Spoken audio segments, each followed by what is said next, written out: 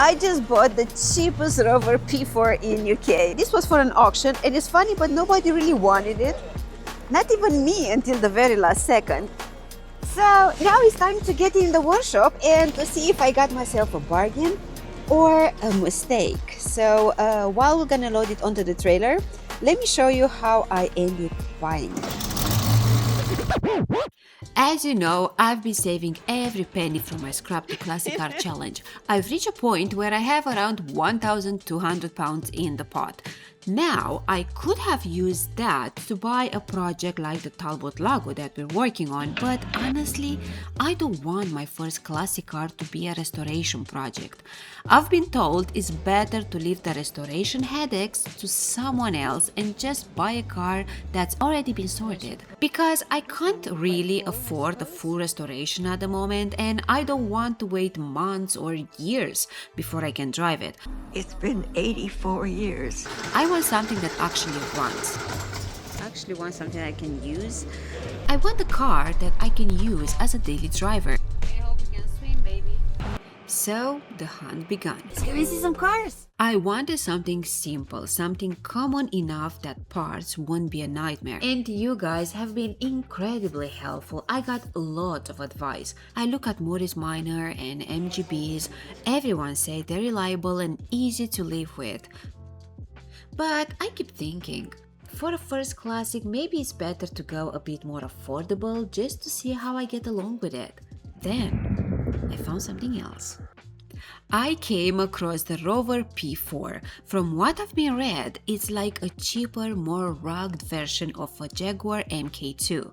People call them Auntie Rovers because they're so dependable, built like tanks, strong engines, and very recognizable here in the UK. The more I read, the more I knew I had to find one. I found the cheapest one on Facebook Marketplace, but just looking at the photos, I knew it was a trap. It felt like a money pit waiting to happen. It reminded me that cheap usually comes with a very high price tag in the long run. I did some research and I can see that a decent Rover P4 starts around £4,000 now. Then I found a 1964 Rover P4 110. Beautiful green. It was estimated between 4,000 and 6,000. It looked stunning. So I went to see it in person. Well, somewhere behind me, it's the Rover P4 hiding, so we'll go and see it. I hope it will be okay. We did some research, and we're gonna have a look if it's rusted or anything. Hopefully, it will go for a nice, good price, not too much, but we shall see. You've probably seen it before in the M3 daily video. Look at that. It runs because the engine is warm. Oh, look. How it looks underneath. The first thing I looked for, rust. We got underneath and checked the chassis, crucial on these cars. This is under the bonnet, what it has. Doesn't look bad, but it has cleaner. seats to see how it is. Can I? Of course we can. Well, I need a cushion. And it's a good touring car as well. Look how much space you have inside. Oh. You can stay here very comfortable, going on a long trip. You can smoke a cigar.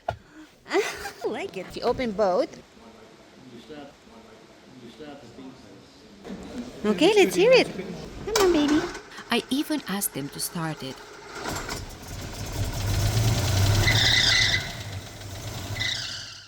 It sounded alright. Maybe just needed a belt. Fan belt.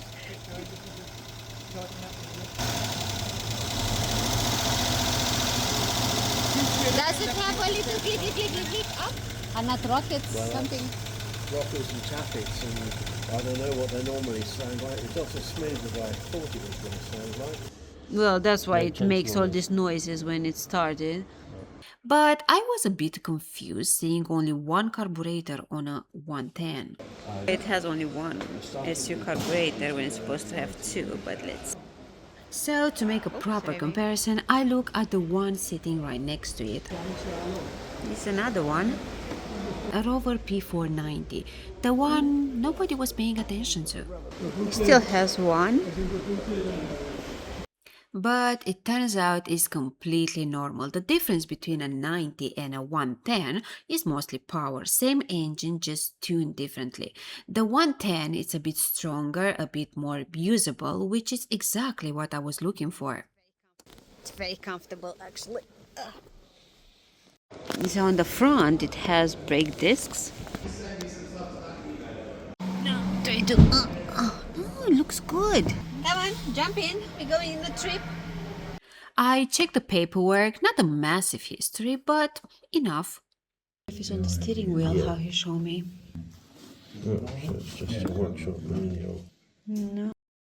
But the Auntie wasn't the only car there. The auction was a minefield of temptations. How many cars they have here? From BMWs to American Giants, every car was a distraction.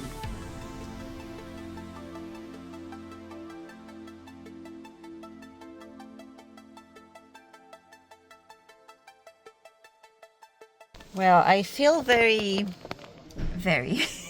I had to focus. I don't know if I'll see you again, but I hope I will. I'll try. I'll do my best. So I went home ready to bid. This was my first time bidding on a car and I was quite nervous, but then disappointment.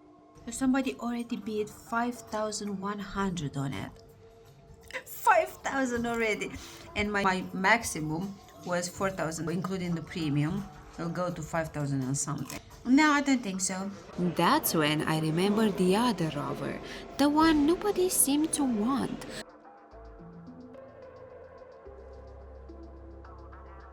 There was no video of it running online, which made me really suspicious, but I couldn't stop thinking about it, so I drove another 2.5 hours alone this time just to see it. I know people around here. And today she was still being ignored by everybody.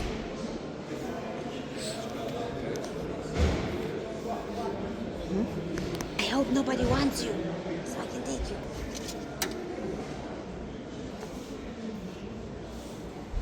Well, here she is. It's leaking, not a surprise.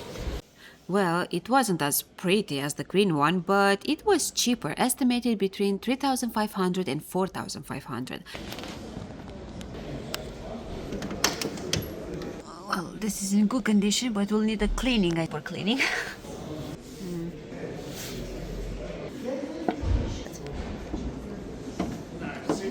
There's a fuel pump in here. Oh dear.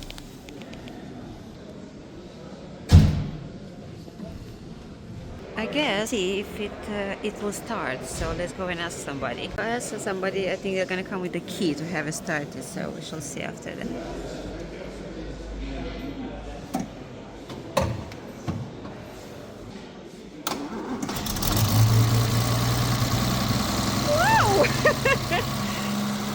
Oh. Surprisingly, it fired up easily.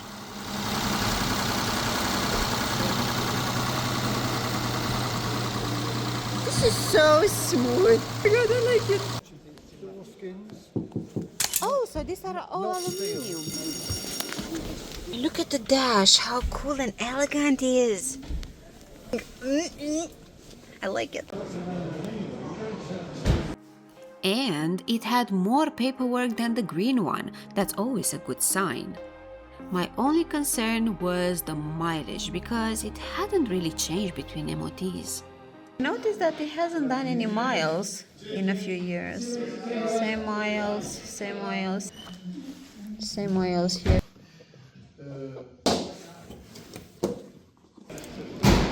So literally everybody is just ignoring it. Too bad for it. Don't worry, baby, I won't. Look at that. Oh, they put the video. And it wasn't because I told them. They knew about it. Because they said, yes, we're working on that because we had some problems with this and we're trying to upload it again, so. What I've done, I've registered an account and I've been notified. You have actually to pay to put a deposit of £1,000 to be able to bid over 1,000 or something like that. Let's bid something. Then came the moment, my first auction. Bid. I placed a test bid just to see, and then it started. Are you ready? I looked how the bidding was going on the previous lots. Everything happened so fast, I was really nervous. Then I got a notification. So somebody bid already, I'm keeping an eye on it. And somebody bid at 1,800. Oh, this is weird. I thought nobody wants this. Somebody wanted. And here comes my lot, and oh boy, that was intense. The bid was at 1,800. I didn't know whether I should bid my maximum amount or just take it progressively. I'm waiting. Patience is a virtue. Anyway, I had no time to think. Here comes the last 10 seconds. At 8 seconds left, I bid 2,400. A mistake, as it gave the other person time to overbid me.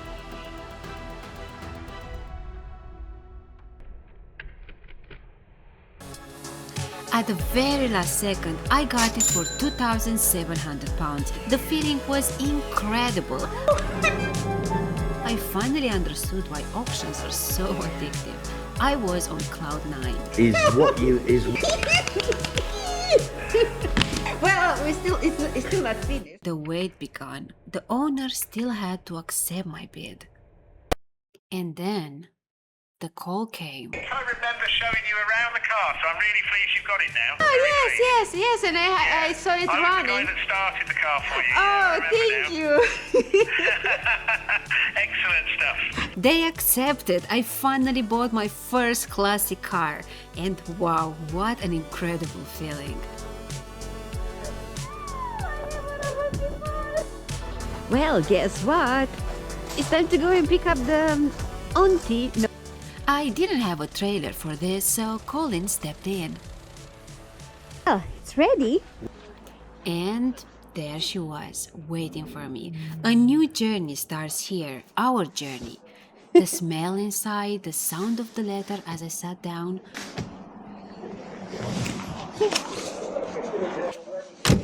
I love it already.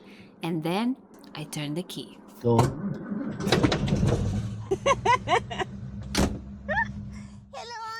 She didn't even hesitate, like she was ready, eager to move again. So it was time to get her on the trailer and make her mine. Oh my God, it's mine.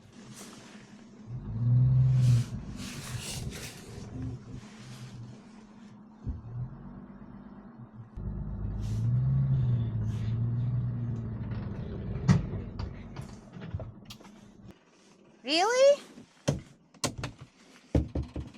I can't get out. God. Oh, it's okay.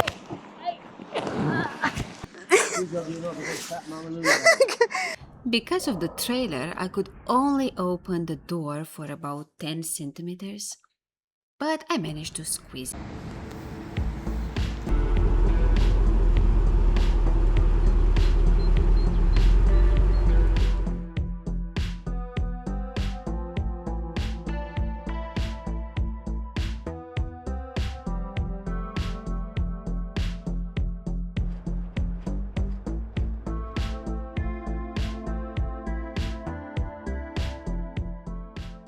We got Auntie No home and tucked her under the arch. I don't know every secret she's hiding yet, but we'll find out together. Was it a good buy or is it cheap for a reason? Let me know in the comments what you think of Auntie No, and next time we're going to take a proper look at what I've actually bought.